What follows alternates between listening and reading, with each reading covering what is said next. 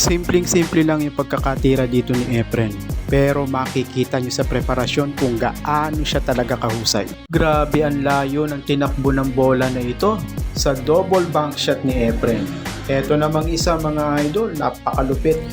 Pinaikot halos ni Efren sa mesa ang bola na ito sa bank shot na naman. Wow! Tignan nyo naman ang bank shot na ito mga idol, sukat na sukat. Grabe ang kalkulasyon. Hulog na hulog sa side pocket yan. Boom!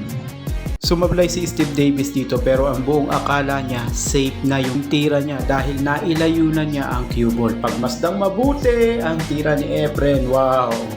Napakagaling. For safety shot ang binanat ng kalaban dito ni Efren. Pero sinibak ito ni The Magician. Tingnan nyo naman kasi mga idol. Mabuti pang hindi na lang siya tumira ng safety shot.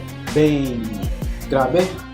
Balak i-bank shot ng kalaban ni Efren ang bola rito, subalit nagmintis siya sa tira na ito. Tinuruan siya ng leksyon dito ni Efren kung papaano ba mag-bank shot. Boom! Sumablay yung bank shot ni Efren sa side pocket pero sa corner na hulog. Magaling na nga si Efren, maswerte pa. Ganito niresolba ni Efren ang problema sa tatlong bolang nagkukumpulan. Binaklas niya ito at may kasunod pang bola na tira. Wow!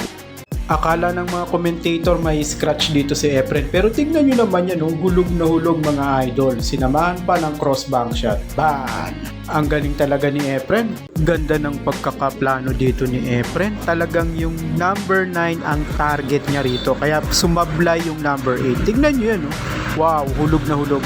Tignan nyo tong diskarte ng kalaban ni Efren. Sa tingin niya naitago na niya talaga at napahirapan niya si Efren. Pero mas the best dumiskarte si The Magician. Matik pa lang aabutin niya.